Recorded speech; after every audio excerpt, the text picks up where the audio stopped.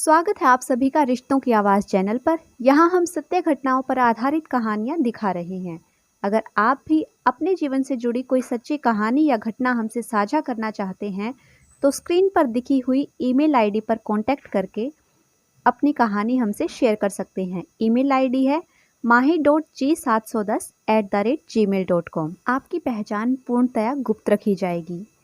आज की हमारी कहानी है, अच्छा होता सासू माँ आप अपनी बेटी की शादी में उसे घर भी दे देते। नंदिनी की शादी 1 महीना पहले ही हुई थी, पर पता नहीं क्यों उसके चेहरे का नूर गायब था। शायद किसी बात से नाराज थी या भगवान जाने, पर हर पल यही प्रतीत होता था कि वो खुश नहीं है। ससुर दीनानाथ जी ने कई बार पूछने की कोशिश भी की, पर हर बार नंदिनी बात को टाल जाती थी।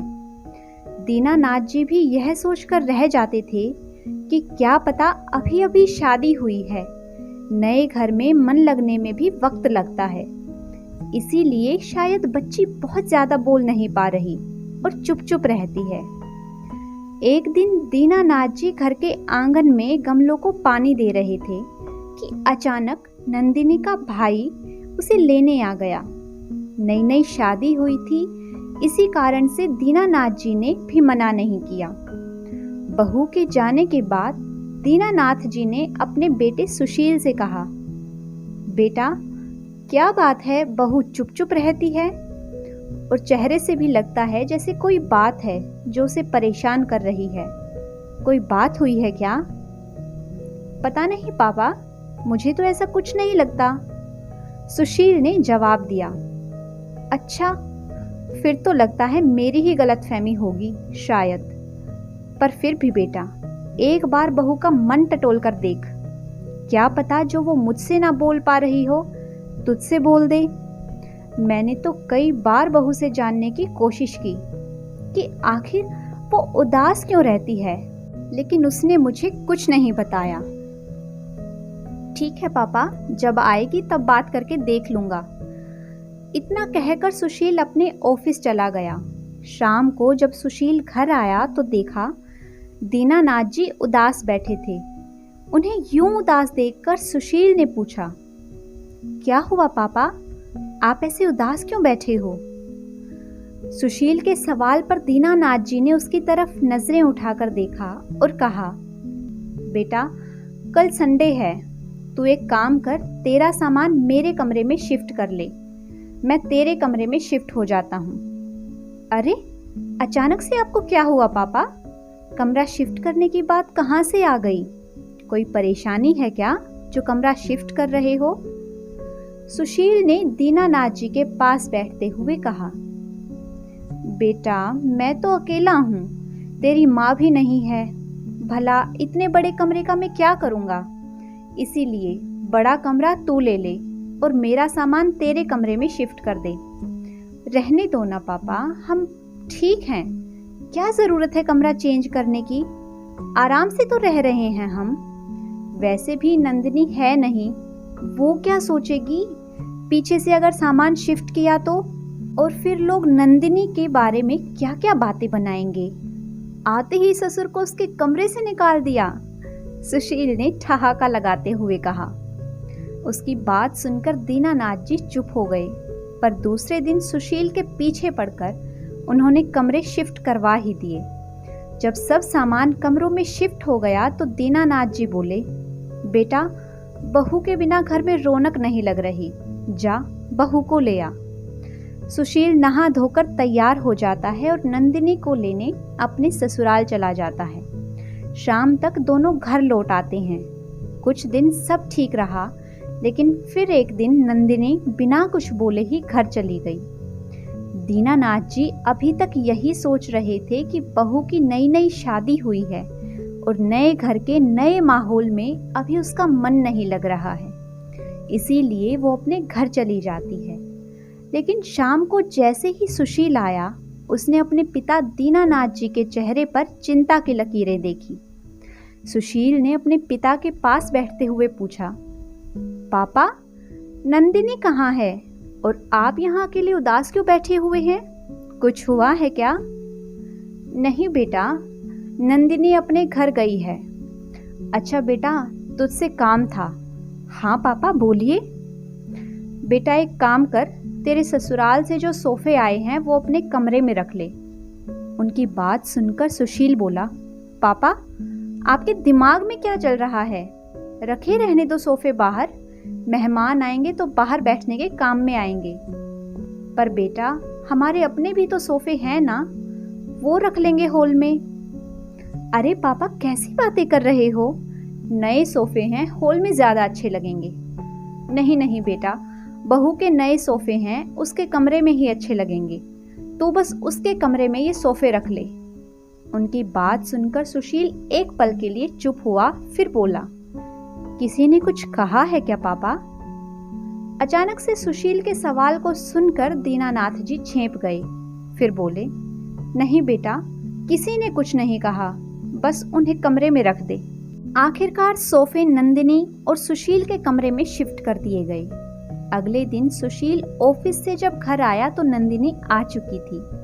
सुशील को बड़ी हैरानी हुई क्योंकि नंदिनी का अभी कुछ दिन आने का बिल्कुल मूड नहीं था। अक्सर सुशील नोटिस करता था कि नंदिनी और दीनानाथ जी के बीच में अजीब सा तनाव था। दोनों खुलकर बात तक नहीं करते थे। कुछ दिनों बाद नंदिनी एक बार फिर मायके गई। उस दिन भी सुशील शाम को लौटा तो दीनानाथ जी अपने आंगन में साइकिल में हवा भर रहे थे। सुशील ने अपने पापा को बड़ी ही हैरानी से पूछा, पापा साइकिल में हवा क्यों भर रहे हैं? क्या हुआ? घर में स्कूटी है ना? हाँ बेटा, पर मैं सोचता हूँ कि अगर साइकिल चला लूंगा तो हड्डियां मजबूत बनी रहेंगी। वैसे भी स्कूटी तो बहू की है, बेटा वो चला लेगी, मेरे लिए साइकिल ही ठीक है। पापा किसने आपसे क्या कहा है? मुझे सब खुलकर बताइए। इतना सुनकर दीनानाथ जी एकदम से हड़बड़ा गए। अरे वो किसी ने कुछ नहीं कहा बेटा, पर क्या मुझे नहीं दिखता है बहू को भी स्कूटी चाहिए होती है? बस इसीलिए अपने लिए मैंने साइकिल ठीक की है। इससे पहले सुशील कुछ और पूछता, दीनानाथ जी अपने कमरे में चले गए।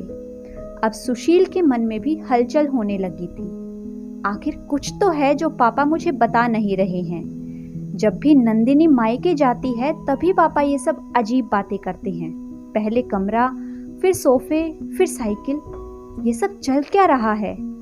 आखिर मुझे इस सब का पता लगाना ही होगा। जब नंदिनी घर पर होती है तो भी पापा और उसके बीच अजीब सा तनाव लगता है। कुछ तो बात है पर पापा मुझे बता नहीं रहे हैं। वहीं मेज पर दीनानाथ जी का फोन रखा हुआ था।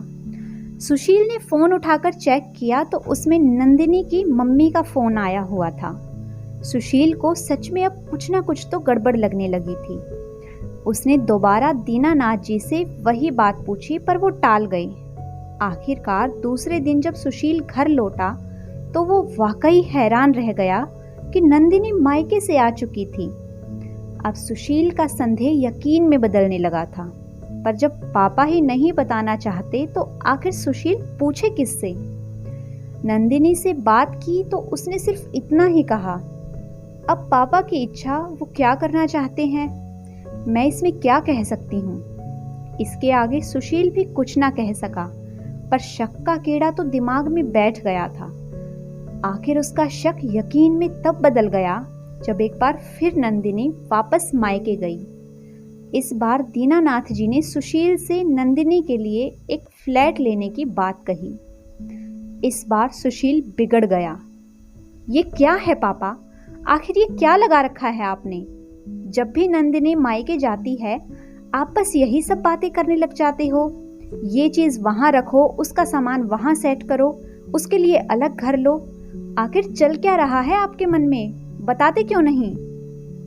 सुशील को इस तरह चिल्लाते देखकर दीनानाथ जी की आंखों में आंसू आ गए और वो कांपती हुई आवाज में बोले, बेटा मैं तो बस यही चाहता हूँ कि तुम दोनों हमेशा खुश रहो। आखिर मेरी उम्र ही कितनी बची है, मेरे कारण तुम्हारा घर ना बसे, मैं ऐसा कभी नहीं चाहूंगा। दीनानाथ जी की बातें सुनकर सुशील हैरान हो गया, फिर बड़े प्यार से अपने पिता से बोला, पापा सच सच बताओ हुआ क्या है? दीनानाथ जी की आंखों में आंसू आ गए। उन्होंने उसका हाथ पकड़कर कहा, बेटा पहले वादा कर तू मुझे छोड़कर कहीं नहीं जाएगा। मैं अकेला कैसे रहूंगा तेरे बिना, तेरी माँ भी नहीं है। भगवान के लिए मुझे अपने से दूर मत करना बेटा। मैं तुम लोगों को परेशान करना नहीं चाहता, पता नहीं फिर भी सब कुछ अपने आप ही हो जाता है। अरे पापा कैसी बातें कर रहे हो आप? जो भी है खुलकर बताओ। और मैं क्यों छोड़कर जाने लगा आपको? मैं कहीं नहीं जा रहा। मैं बेटा हूँ आपका, आपके साथ ही रहूंगा। और कौन कह रहा है आपको कि मैं आपको छोड़कर चला जाऊंगा? आप मेरी जिंदगी हो, आपके बिना जीने की तो मैं सोच भी नहीं सकता। जब दीनानाथ जी को सुशील की बातों पर विश्वास हुआ, तब जाकर उन्होंने सुशील को बताना शुरू किया। बेटा याद है तुम्हें, जब तुम्हारी शादी के बाद नंदिनी का भाई उसे अचानक लेने आया था और वो मायके चली गई थी, तो मुझे भी यही लगा था कि उसके मायके वालों को उसकी याद आ रही होगी। लेकिन उसके जाने के बाद उसकी माँ का फ़ोन आया था। तब मुझे पता चला कि नंदिनी ने उन्हें फ़ोन करके बुलाया था। समधन जी कह रही थी कि मैंने सारा दहेज का सामान अपनी बेटी और दामाद के इस्तेमाल के लिए दिया है, लेकिन आपने सारा सामान हॉल में रखवा दिया। सिर्फ एक पलंग, अलमारी और ड्रेसिंग उसके कमरे में रखकर अपने कर्तव्य से हाथ झाड़ लिया। आपकी तो उम्र हो गई है, आप उस सामान को अपने पास रखकर क्या करेंगे? लेकिन कम से कम बच्चों की इच्छाओं का तो सम्मान कीजिए। अब तो मेरी बेटी उस घर में तभी आएगी जब उसके कमरे में वो सारा सामान सजेगा। अब तू ही बता बेटा कि तेरे उस छोटे से कमरे में सारा सामान कैसे आता। इसीलिए मैंने तुझसे कहा कि मेरा सामान तेरे कमरे में शिफ्ट कर दे और तू मेरा कमरा ले ले। कम से कम बहू का सामान तो आ ही जाएगा उसमें। जब नंदिनी दूसरी बार मायके गई, मुझे तो तब भी यही लगा था कि उसे अपने मम्मी पापा की याद आ रही होगी, लेकिन यह भी मेरी गलतफहमी ही साबित हुई। नंदिनी वहां पहुंची कि थोड़ी देर बाद ही उसकी माँ का फिर से फोन आया। वो कहने लगी कि नंदिनी को मेरे कारण अपनी गृहस्थी बसाने में बहुत दिक्कत होती है। बेचारी उनकी बेटी कुछ कह नहीं पाती और आपका बेटा आपका लिहाज कर जाता है। इसका मतलब ये नहीं कि आप उनका जीना दुश्वार करके रखो। आप तो सुबह सुबह स्कूटी लेकर निकल जाते हो, लेकिन मेरी बच्ची को बाहर जाना पड़े तो उसे ई रिक्शा में धक्के खाने पड़ते हैं। देखिए समधी जी, समझाना मेरा फर्ज है। आप तो अभी अभी ससुर बने हैं, पर मेरे पास तो बहू रखने का तजुर्बा है। बाकी आपकी मर्जी। जब समधन जी ने तुम्हारा नाम ले लिया था तो मुझे लगा कि तुम्हारी भी इसमें रजामंदी होगी, इसीलिए मैंने अपनी साइकिल निकाली थी। लेकिन आज मुझे तुम्हारे साथ रहने के लिए इतना कुछ सुना दिया। कहते कहते दीनानाथ जी फफक कर रो पड़े। सुशील खूब देर तक तो पिता को चुप कराने की कोशिश करता रहा। उसने उन्हें पानी पिलाया और फिर बोला, क्या कहा पापा उन लोगों ने? मुझे सब कुछ खुलकर बताइए, मैं भी तो देखूं कौन किस हद तक जा सकता है। आखिर दीनानाथ जी थोड़े तसल्ली खाकर सहज हुए, फिर बोले, समधन जी कह रही थी कि इस उम्र में क्या मोह माया के चक्कर में पड़े हो। बच्चों को उनकी जिंदगी जीने दो। आपके घर में रहते हुए मेरी बेटी खुलकर रह नहीं पाती। उसकी जिंदगी पर बंधन लग गया है।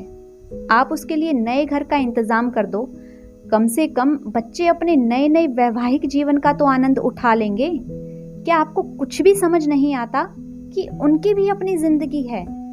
अगर पानी सिर से ऊपर निकल गया तो कहीं ऐसा ना हो कि बेटा बहू आपको छोड़कर अपना बंदोबस्त कहीं और कर ले, या फिर आपको दर दर की ठोकरें न खानी पड़ जाएं। गलती सारी आपकी होगी, लेकिन बदनामी मेरी बेटी की हो जाएगी। तू ही बता बेटा, मैंने उस समय भी तुझे कितना कहा था कि बहू को लेकर अलग घर में रह ले, लेकिन तू नहीं माना। अब इसमें मेरी क्या गलती है? अब तो जब भी समधन जी का फोन आता है या नंदिनी मायके जाती है तो मुझे घबराहट सी होने लगती है कि अब क्या नया बखेड़ा खड़ा होने वाला है। तेरी माँ के जाने के बाद मैंने तुझे बड़े ही संघर्षों के साथ पाला है। सारे रिश्तेदार साथ छोड़ चुके थे। सोचा था पूरी जिंदगी संघर्ष करते हुए बीत, कम से कम बेटे की शादी के बाद सुकून के कुछ पल जी लूंगा। पर सच कहूँ तो अब मुझे बहुत डर लगता है। कहते कहते दीनानाथ जी के हाथ कांपने लगे थे। और जीभ लड़खड़ाने लगी थी। यह देखकर सुशील को अपने पिता पर तरस आया और नंदिनी और उसकी माँ पर गुस्सा। क्या हालत कर दी थी उन लोगों ने उसके पिता की। जैसे तैसे वो अपने गुस्से को कंट्रोल करते हुए अपने पिता से बोला, पापा, आपको मुझ पर बिल्कुल भी भरोसा नहीं था क्या? आपको शुरुआत में ही मुझे सब कुछ बता देना चाहिए था। बेवजह परेशानी झेली आपने। अगर शुरुआत में ही आप बोल देते तो उसका हल तभी निकल जाता। नहीं बेटा, ऐसी बात नहीं है। जिस तरह से समधन बातें करती थी, मुझे लगता था कि शायद इसमें तेरी भी रजामंदी है। एक दो बार सोचा भी कि तुझसे पूछ लूं। फिर मुझे लगा अगर सामान शिफ्ट करने से ही सारी समस्या का हल निकल रहा है तो इसमें गलत ही क्या है। पर इस बार तो समधन जी कुछ ज्यादा ही बोल गई।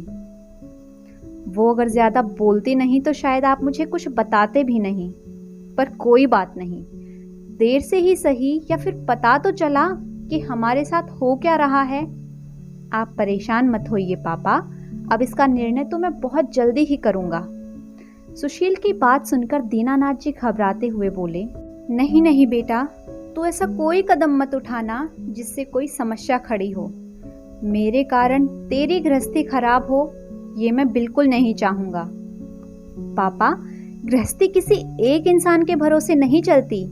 इसमें दो लोगों का बराबर योगदान होता है। पर यहाँ तुम्हारी बहू अपनी तरफ से कोई कोशिश ही नहीं कर रही, बल्कि सिर्फ समस्याएं खड़ी कर रही है। तो उसे उसी की भाषा में समझाना पड़ेगा ना। विश्वास करो पापा, मैं इस रिश्ते को सिर्फ एक मौका और दे रहा हूँ। नहीं तो जिस तरह का ये रिश्ता है ना, इसका टूट जाना ही बेहतर है। क्योंकि जिंदगी भर के दुख से एक बार का दुख बेहतर होता है। बस अपने बेटे पर विश्वास रखिए, कल का दिन कुछ अलग कहानी लेकर आएगा। सुशील की इन बातों से दीनानाथ जी को काफी हिम्मत मिली थी। दूसरे दिन जब दीनानाथ जी उठे तो देखा सुशील जाग चुका था और फोन पर किसी से बातें कर रहा था। थोड़ी देर बाद दीनानाथ जी चाय पी रहे थे और दोनों बाप बेटे साथ में बैठकर बात कर रहे थे। तभी दरवाजे की डोरबेल बजी। दीनानाथ जी ने जाकर दरवाजा खोला तो सामने दो लोग खड़े थे। दीनानाथ जी ने हैरानी से उन लोगों से पूछा, आप लोग कौन हैं? किससे मिलना है आपको? उनमें से एक लड़का बोला, अंकल, हमें सुशील भैया ने बुलाया है, आप उन्हें बाहर बुला दीजिए, जो हमारा काम है फिर वो हम शुरू करें। इतने में खुद सुशील बाहर आ गया था और आते ही बोला, अरे आ गए आप लोग, चलिए जल्दी जल्दी काम निपटाना है। मैं आपको बता देता हूँ कौन कौन सा सामान उठाना है। इतने में दीनानाथ जी बोले, सुशील, कौन सा सामान उठाने की बात कर रहे हो बेटा? मुझे बताओगे आखिर चल क्या रहा है? पापा, बस मेरा साथ दो और हर समस्या का समाधान होता है। कोई सीधे तरीके से समझता है तो कोई दूसरे तरीके से। जिस तरह की हरकतें वो लोग कर चुके हैं उससे उतना तो समझ में आ गया कि उन्हें सीधा तरीका समझ में नहीं आता। तो बस अब उनके तरीके से ही उन्हें समझा रहा हूं। लेकिन तू करना क्या चाहता है, मुझे बता तो सही। अभी भी दीनानाथ जी अपने बेटे से पूछे जा रहे थे। पापा, बस 1 मिनट, मैं अभी आया। सुशील उन लड़कों को कुछ समझाकर आ गया और जाकर दीनानाथ जी से बोला, पापा, मुझ पर विश्वास रखें और मेरा साथ दें। थोड़ा सख्त तो आपको भी होना पड़ेगा ना। बस इतना विश्वास दिलाता हूं कि गलत कुछ नहीं होगा। फिर सुशील ने अपनी योजना अपने पिता को समझाई। सुनकर दीनानाथ जी बोले, बेटा, इससे सब ठीक तो होगा ना? अभी भी अपने पिता को असमंजस की स्थिति में देखकर सुशील बोला, अरे पापा, क्यों टेंशन ले रहे हो आप? आर या पार, बस अब आप हिम्मत बनाए रखना, कहकर सुशील अपनी योजना पर काम करने लगा। 2 घंटे बाद सुशील अपने ससुराल के दरवाजे पर था। जैसे ही उसने दरवाजा खटखटाया, उसके साले साहब ने आकर दरवाजा खोला। उस समय घर के लोग नाश्ता कर रहे थे। उसे घर आया देखकर सभी हैरान रह गए। नंदिनी की भाभी रसोई में खाना बना रही थी। वहीं खुद नंदिनी और उसकी माँ उसे वहां देखकर हैरान थी। इतने में ससुर जी बोले, अरे सुशील जी, आप अचानक यहाँ? सब खैरियत तो है ना? हाँ हाँ पापा जी, आप फिक्र मत कीजिए, सब खैरियत है। तभी बड़े भैया भी बोल पड़े, अरे खड़े खड़े सब देख क्या रहे हो? सुशील जी आए हैं, उनके लिए भी चाय नाश्ता लगाइए। सुशील ने बड़ी विनम्रता से हाथ जोड़कर कहा, नहीं नहीं, मैं नाश्ता नहीं करूँगा, अभी मैं जल्दी में हूँ, ऑफिस भी जाना है। वो तो मैं ये सामान रखवाने आया था। सुशील की बात सुनकर सभी आश्चर्य से एक दूसरे की शक्ल देखने लगे। आखिर नंदिनी की माँ ने कहा, दामाद जी कौन सा सामान रखने की बात कर रहे हैं आप? उनकी बात सुनकर सुशील मुस्कुराया और बोला, वही जो बाहर ट्रक में है। सब हैरान रह गए और फटाफट निकलकर बाहर आ गए। देखा तो ट्रक में वो सारा सामान रखा था जो नंदिनी के मायके वालों ने उसे शादी में दिया था। उस सामान को देखकर घर के सभी लोग एक दूसरे की तरफ देखने लगे। वहीं नंदिनी कभी अपनी माँ को तो कभी सुशील को देख रही थी। आस पड़ोस के लोगों को वहां खड़ा होकर बातें करते देख नंदिनी की मम्मी बोली, दामाद जी ये क्या हरकत है? आप भला ये सब सामान यहाँ क्यों लेकर आए हैं? यहाँ ये सब सामान लाने से पहले आपने एक बार भी नहीं सोचा कि हमारी क्या इज्जत रह जाएगी? देखिए बाहर सब लोग खड़े होकर कैसे बातें कर रहे हैं। नंदिनी के पापा बोले, दामाद जी ये सब क्या है? मुझे तो अभी भी कुछ समझ नहीं आ रहा। तभी सुशील हाथ जोड़कर समझाते हुए बोला, देखिए ससुर जी, ये दहेज का सामान आपकी बेटी का है जिसे आप लोगों ने दिया है, लेकिन वो घर तो मेरे पिताजी का है जो उन्होंने बनवाया था। अब पिताजी ने साफ कह दिया है कि या तो तुम अपना नया मकान खरीद लो या फिर जिसका सामान है उसके घर पहुंचा दो। मेरे घर में इसकी कोई जगह नहीं। आखिर जब से ये सामान मेरे घर आया है मेरा चैन और सुकून खो गया है। तभी बीच में नंदिनी की माँ बोली, आप कहना क्या चाहते हैं? साफ साफ कहिए, आखिर दिक्कत क्या है आपके पिता को? सुशील मुस्कुरा करके बोला, बस यही सासू माँ कि अगर शादी में आप मकान भी दे देती तो आपकी बेटी को थोड़ी सहूलियत हो जाती, उसे यूं परेशान नहीं होना पड़ता और उसे बार बार यूं मायके आकर नहीं बैठना पड़ता। सुशील की बात सुनकर ससुर जी बड़े भैया सासू माँ को घूर घूर कर देख रहे थे। वहीं बहू की नजर भी सासू माँ पर ही टिकी थी। सासू माँ ने तो चुप रहना ही ठीक समझा। आखिर उनकी पोल जो खुल रही थी वो भी अपने बेटे और बहू के सामने। उन्हें समझ में आ गया था कि सुशील को सब पता चल चुका है और इस बार समधी जी भी थोड़े सख्त हो गए हैं। लेकिन तभी नंदिनी बोली, मेरे मम्मी पापा की इज्जत की आपको कोई परवाह नहीं थी जो आप उनका दिया हुआ सामान यहाँ लेकर आ गए? ये भी नहीं सोचा कि मेरे माता पिता के दिल पर क्या बीतेगी? बैठकर भी तो बात की जा सकती थी ना? उसकी बात सुनकर सुशील बोला, अच्छा बैठकर भी बातें होती हैं क्या? मुझे तो पता नहीं था, क्योंकि तुमने कभी हमसे बात ही नहीं की। जब भी तुम्हें कोई दिक्कत हुई तुम अपने मायके आकर बैठ गई। पीछे से सासू माँ फोन करके मेरे पिता को परेशान करती थी, यहाँ तक कि मेरे पिता को धमकी दे डाली कि उनकी बात नहीं मानी तो कल को बेटा बहू अलग हो जाएंगे। तब तुम्हें मेरे पिता के बारे में ख्याल आया था? अब नंदिनी के पास कुछ भी कहने के लिए नहीं था, पर अब घर में सबको नंदिनी और सासू माँ के बारे में पता चल चुका था। खैर, बेटी कैसे भी हो, होती तो बेटी ही है। एक पिता उसका घर टूटने कैसे दे सकता था?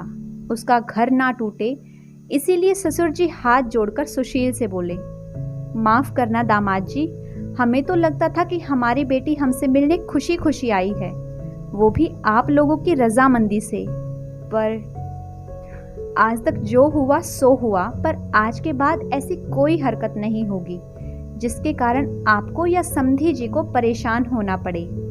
अब आप हमारा थोड़ा सा मान रख लीजिए और आप इस सामान को यहाँ से रवाना कर दीजिए। अपने ससुर जी को हाथ जोड़े देखकर सुशील ने उनके हाथों को अपने हाथों में लेकर कहा, माफ करना पापा जी, मैं ये सब करना नहीं चाहता था, पर जिस तरीके से कल मेरे पिता को मैंने रोते हुए देखा, तब जाकर मैंने ये कदम उठाया है। आखिरकार ससुर जी ने सामान के ट्रक को वापस सुशील के घर भिजवा दिया और खुद नंदिनी और उसकी माँ को लेकर सुशील के घर की तरफ रवाना हुए। वहां जाकर समधी जी से माफी मांगी और भविष्य में ऐसा ना होने का आश्वासन दिया। अगर आप सभी को आज की मेरी ये कहानी पसंद आई है तो वीडियो को लाइक कीजिए, शेयर कीजिए। साथ ही अगर आपने अभी तक मेरे चैनल को सब्सक्राइब नहीं किया है तो जल्दी से चैनल को सब्सक्राइब कर लें। Thanks for watching.